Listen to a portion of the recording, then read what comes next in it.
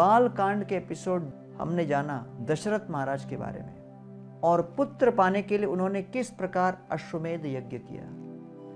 यज्ञ आरंभ हुआ, यज्ञ की अग्नि इंटेंसिटी से इग्नाइट हुई और सभी देवता यज्ञ में भाग लेने के लिए उतरे और उन्होंने रावण नामक राक्षस के विषय में अपनी चिंता व्यक्त की।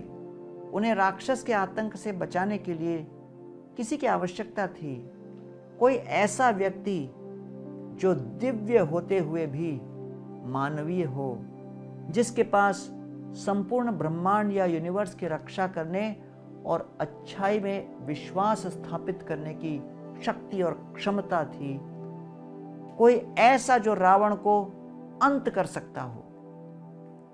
आज के इस एपिसोड में हम जानेंगे कि श्री रामचंद्र जी का जन्म और प्राकट्य क्यों हुआ।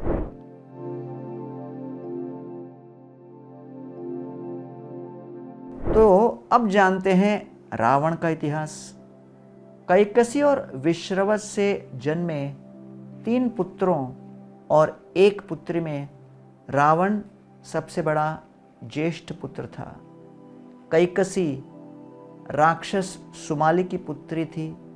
सुमाली चाहते थे कि उनकी बेटी का विवाह एक शक्तिशाली ब्राह्मण से हो, जिससे उनकी संतानें जो पैदा हो वो दोनों ब्रीड में सुपीरियर हैं। वे राक्षस होंगे लेकिन साथ में महान ब्राह्मणों की शक्तियां भी पाएंगे। इससे राक्षसों का देवताओं पर परमानेंट रूल एस्टैब्लिश होगा। कैकसी ने विश्रवस से विवाह किया, जिन्हें सुमाली ने चुना था। शादी के बाद जब विश्रवस को अपनी पत्नी के ट्रू इंटेंशंस पता चले तो उन्होंने उसे यह श्राप दिया कि वह ब्लड थर्स्टी राक्षसों को जन्म देगी।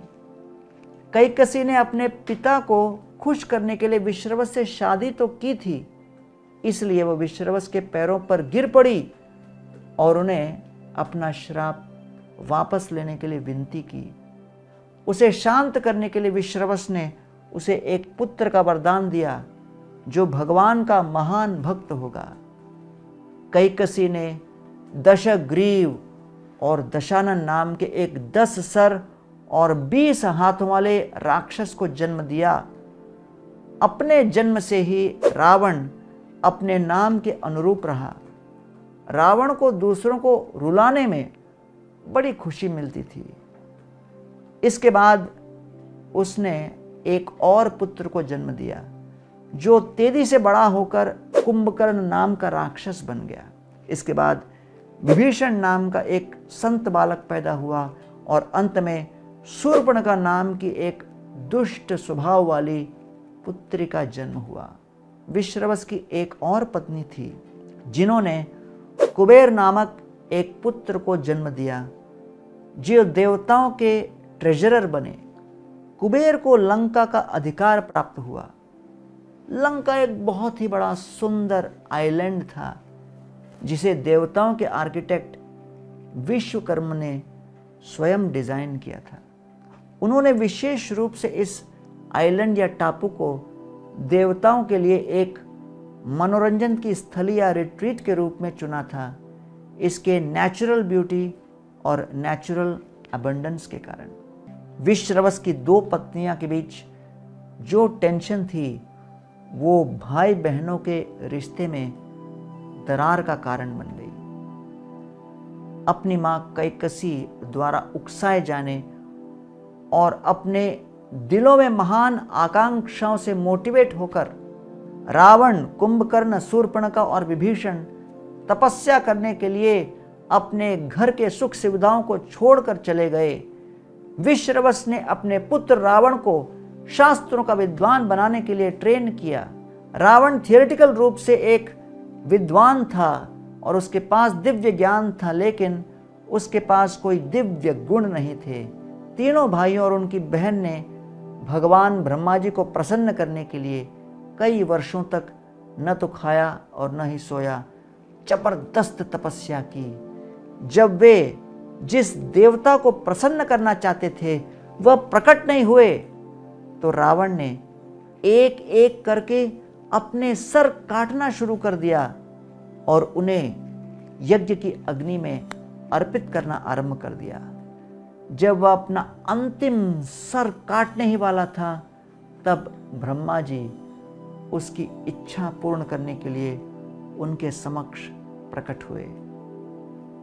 रावण ने ब्रह्मा जी से प्रार्थना की कि उसे अनुदान दें कि कोई भी डेमिगॉड, सेजस, गंधर्व, किन्नर, राक्षस या नाग उसे समाप्त न कर सके, मार न सके। ब्रह्मा ने उसे ऐसी इच्छा प्रदान कर दी। ब्रह्मा जी द्वारा रावण को उसकी इच्छा प्रदान करने से देवता, डेमिगॉड्स डिस्टर्ब हो गए और उन्होंने उसे अपनी वर्तमान दुखी स्थिति के लिए रेस्पॉन्सिबल ठहराया। तो ब्रह्मा ने वरदान में लूप होल के बारे में देवताओं को बताया। रावण ने अपने अहंकार और अभिमान के कारण अपने वरदानों में मनुष्य और बंदरों को, वानरों को शामिल नहीं किया। वह मानता था कि मॉर्टल ह्यूमंस और कमजोर दुर्बल बंदरों से सुरक्षा मांगना उसकी श्रेष्ठ शक्तियों का अपमान होगा।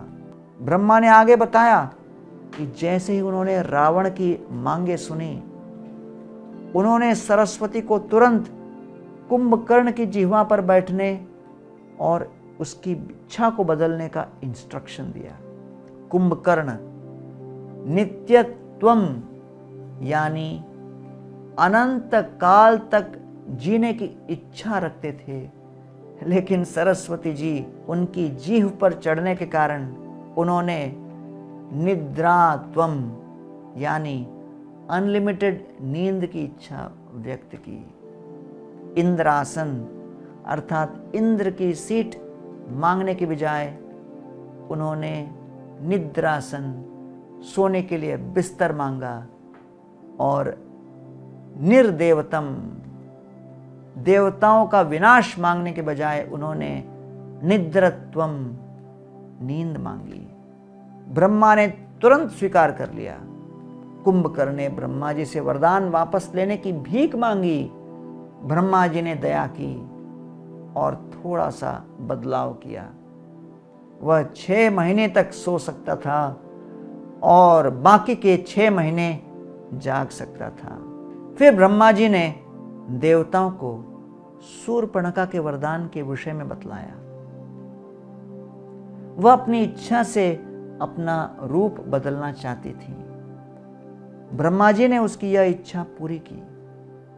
विभीषण के वरदान के विषय में बताते हुए ब्रह्मा जी बहुत प्रसन्न हुए। विभीषण के अनुरोध ने न केवल सुप्रीम क्रिएटर को बल्कि भाई बहनों को भी शॉक कर दिया।